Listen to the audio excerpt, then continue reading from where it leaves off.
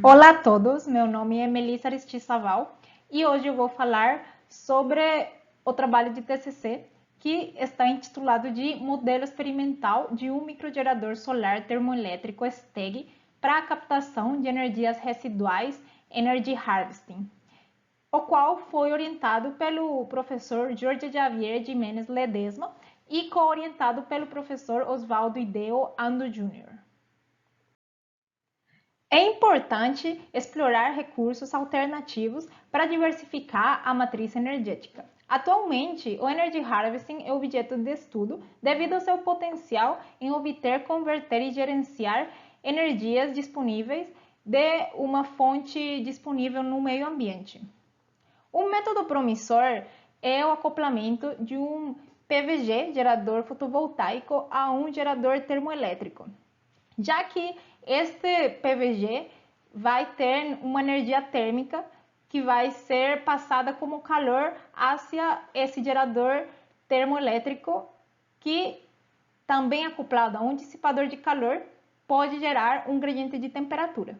Então, essa pesquisa avalia e estuda um microgerador termoelétrico solar STEG para gerar uma pequena carga e essa pequena carga poder ser fornecida para um dispositivo pequeno. Como justificativa e relevância, temos que o desenvolvimento das tecnologias baseadas no conceito de Energy Harvesting tem potencial para modificar a indústria de dispositivos eletrônicos nas próximas décadas. Então, a forma de energia limpa e também depende apenas de resíduos. O resíduo não deixa de existir, mas é aproveitado para a geração de energia elétrica. Os objetivos que se tiveram foram analisar o comportamento conjunto do gerador fotovoltaico e do gerador termoelétrico, modelar o sistema conjunto avaliando a operação do mesmo, estudar o desempenho de acordo com as possíveis aplicações do dispositivo STEG e, por último, testar e validar experimentalmente o dispositivo STEG. Foi realizada uma revisão bibliográfica com os tópicos principais para, assim, poder desenvolver essa pesquisa. Primeiramente, a célula solar, que ela é conformada por junções PN de grande área. Quando a luz incide, ela vai gerar uma corrente. No escuro, ela deixa de gerar esta corrente. O desempenho da célula diminui com o aumento da temperatura. A célula sozinha ela tem capacidades muito limitadas, portanto, ela tem que ser associada em diferentes formatos, como por exemplo em série para aumentar a tensão e em paralelo para aumentar a corrente. Já o módulo termoelétrico, ele é conformado por elementos semicondutores conectados em série e termicamente em paralelo. Ele pode funcionar de duas maneiras. Primeiramente, como gerador termoelétrico, quando ele é sometido a um gradiente de temperatura. Já se ele é colocado uma corrente elétrica, ele vai funcionar como uma máquina frigorífica. Estes dispositivos geralmente são de um material telureto de bismuto, que eles são mais comerciais. A associação funciona da mesma forma, sendo em série para aumentar a tensão e em paralelo para aumentar a corrente. Já o dissipador de calor, ele vai transferir o calor gerado para um meio fluido, que na maioria dos casos vai ser ar. Ele vai regular a temperatura. Já o sistema híbrido, ele consiste em conjuntos de módulos PVG e módulos TEGs, e também um sistema de refrigeração. Então, uma célula solar utiliza regiões ultravioleta e luz visível, que estão entre 200 e 800 nanômetros. Já o TEG, ele vai aproveitar a região infravermelha, entre 800 e 3.000 nanômetros. Como pode se observar aqui na figura, mais de 42% da energia é disposta como calor. Portanto, esta é a que é aproveitada pelo TEG. A estrutura para os TEG é composta por o PVG e TEG em paralelo. Já o sistema de refriamento vem na parte de baixo e o PVG vai absorver comprimentos de onda curtos e o TEG comprimentos de onda longos. Este sistema vai gerar uma potência e essa potência vai ser o resultado da somatória da potência do TEG e a potência do gerador fotovoltaico. No estado de arte, se fez uma pesquisa para saber quais são os sistemas dispositivos propostos por outros autores até a atualidade. Primeiramente, temos este de Calderon, de 2020, que é conformado por uma célula fotovoltaica e 16 TEGs conectados em série, acoplado também a um sumidouro por onde tem um fluxo ascendente de água. Já Chang, de 2020, fez com uma célula fotovoltaica, conectou a um gerador termoelétrico. Só que no gerador termoelétrico ele tirou parte da cerâmica de cima e ele conectou diretamente esta célula aos semicondutores, para assim aumentar a transferência de calor.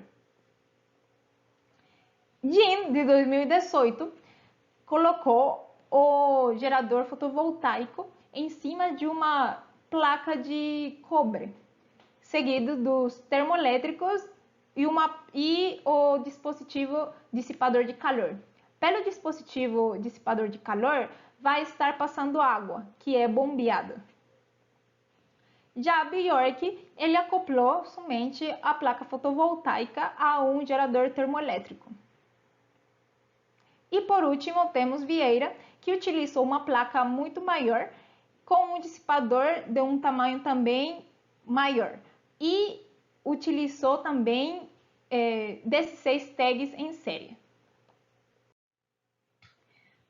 Também se realizou uma pesquisa em bancos de propriedade intelectual, como também de patentes, para ter uma noção de quais são os dispositivos propostos até o momento e patenteados. Primeiramente, temos este aqui, que é um gerador termoelétrico de várias camadas, que ele vai aproveitar melhor o gradiente de temperatura. Primeiramente, vai chegar a radiação solar por cima e as aletas do dissipador vão dissipar o calor para a parte fria.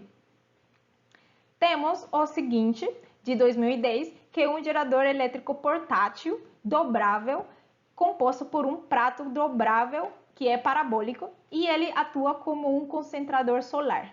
No cabeçote, temos o gerador termoelétrico, e então o prato ele vai concentrar radiação solar para o gerador e este gerador vai ser resfriado por ar. E por último, temos este STEG de pequeno porte com concentrador e também é resfriado por ar. Na metodologia, primeiramente foi analisada a bibliografia, depois se escolheram os componentes a ser usados, dimensionaram também o protótipo proposto, se montou o modelo experimental, se fez uma avaliação experimental, aí se teve essa pergunta de funcionou ou não. Caso não funcione, tem que ser mudados os parâmetros para que estes possam convergir e funcionar. Já no momento do funcionamento, é feita uma análise de resultados obtidos. Antes de chegar no modelo final, foram feitas várias tentativas, divididas em modelos. Primeiramente, temos este modelo, que foi uma placa comercial pequena, de aproximadamente 3 volts, com um dissipador pequeno também, poucamente aletado. Como dá para observar aqui nessa imagem, as aletas elas estão muito espaçadas. Portanto, se teve uma diferença de temperatura muito baixa. No modelo B, se decidiu aumentar a placa solar, o tamanho da placa solar, sendo esta de 6 volts, com um dissipador maior, utilizando 2 TEGs. Já que a incidência solar dava diretamente no dissipador de calor, este tinha também uma diferença de temperatura muito baixa. Como a incidência solar dava diretamente no dissipador, se decidiu colocar uma caixa ao redor do dissipador da parte fria, para tentar manter essa temperatura baixa. Esta caixa era feita de plástico revestida de papelão com alumínio e também isopor.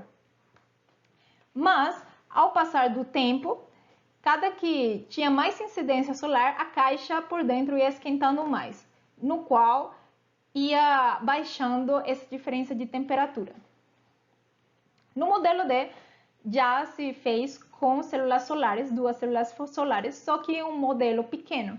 Portanto, ao ser pequeno, a diferença de temperatura que se teve também foi muito baixa. No modelo E, se aumentaram as células solares e também se fez uma caixa, só que nesse caso era feita de isopor revestida de alumínio, para que a radiação solar pudesse refletir e não entrasse diretamente dentro da caixa. Mas, ao decorrer do tempo, aconteceu o mesmo. A incidência solar dava e ia esquentando cada vez mais. Portanto, fazia com que a diferença de temperatura fosse diminuindo. Finalmente, chegando ao dispositivo proposto, temos que ele está conformado por 4 células solares, uma placa de alumínio de 2 milímetros, 2 tags conectados em série e um dissipador de calor. Este dissipador de calor serve para a remoção do calor de forma passiva. Este tag visa maximizar a quantidade de energia aproveitada e também o aumento na taxa de conversão da radiação solar incidente.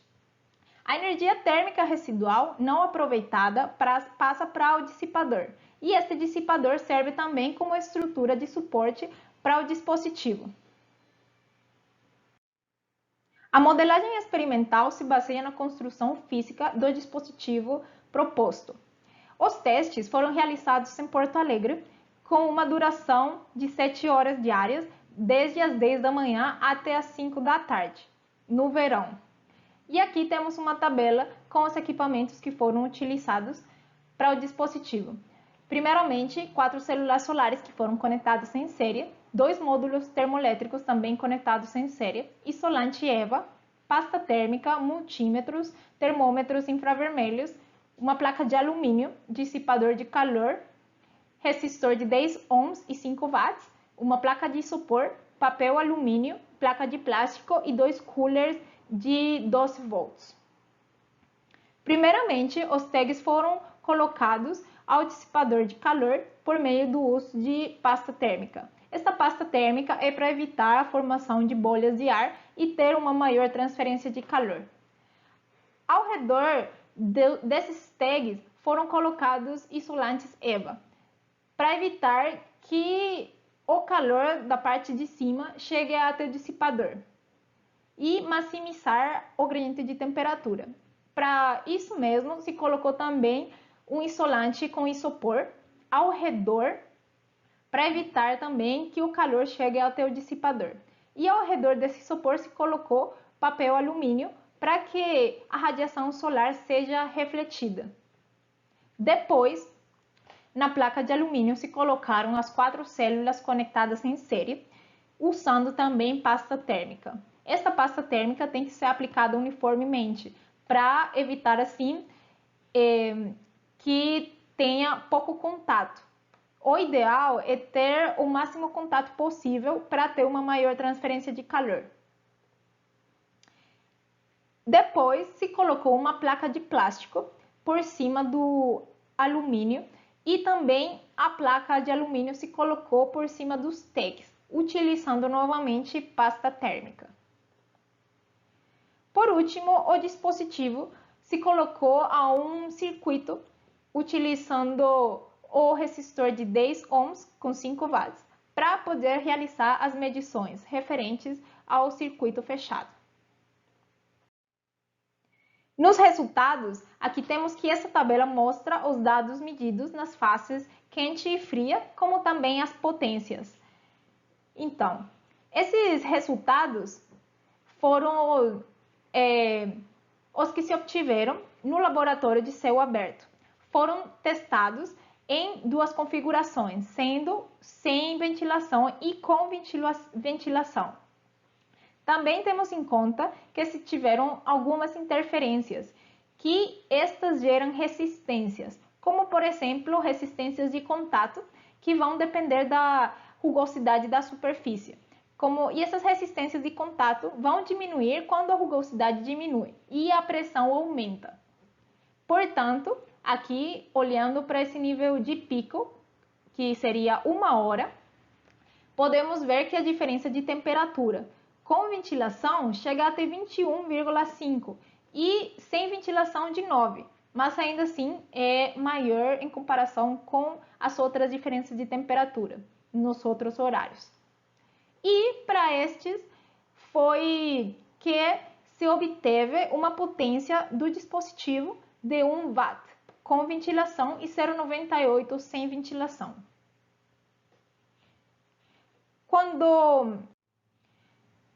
Quando há gradiente de temperatura em um corpo, o calor será transferido da região de maior temperatura para a região de menor temperatura. Portanto, o protótipo tende a entrar em equilíbrio muito rápido. Por isso, pode-se observar que cada que vai passando o tempo, o gradiente de temperatura vai sendo menor.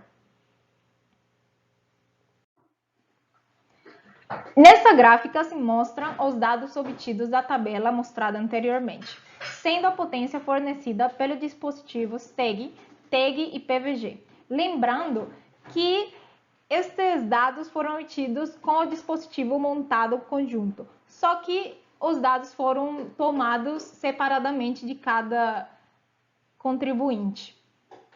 Então, aqui podemos observar que a potência do TEG é muito próxima de zero, sendo com ventilação ou sem ventilação. Sem ventilação é muito mais baixa.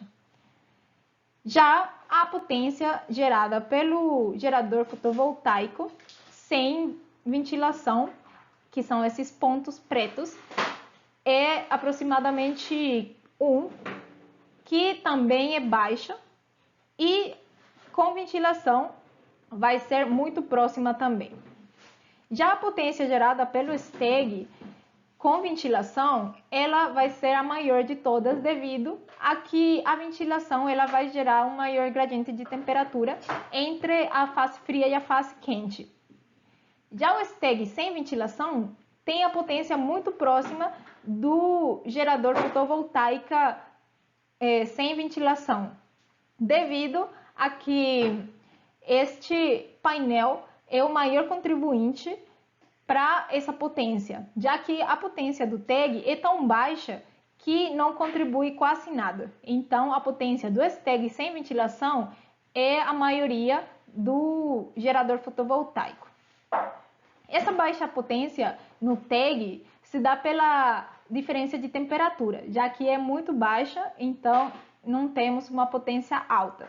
A utilização da ventilação forçada tem um gasto energético alto e é maior a energia gerada pelo dispositivo. Então, não compensa usar ventilação porque não tem como se suprir essa carga.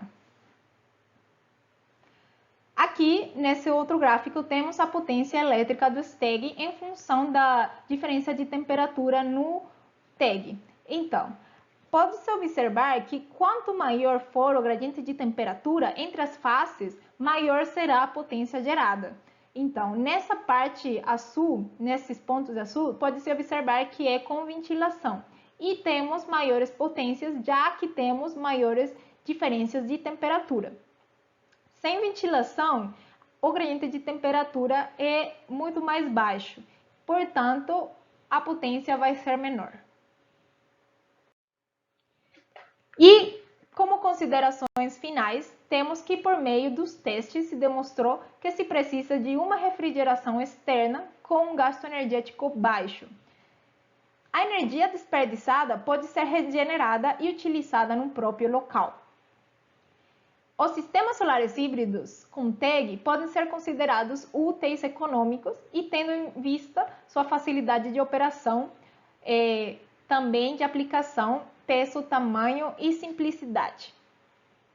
Estes estudos foram na busca da utilização de energia térmica residual para a geração de energia elétrica de uma forma direta, renovável, eficiente e sustentável. Os resultados não foram aceitáveis e a relação de isolamento no sistema pode ser adequada para garantir a maior diferença de temperatura nas superfícies do TEG.